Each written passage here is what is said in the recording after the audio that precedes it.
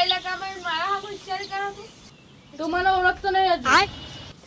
હું તારા ઇલાકામાં જાય તને જ મારી જઈએ તું યાદ રાખજે સોનો મોનો ટનિક કર્યા વગર એક જગ્યાએ બી પાલો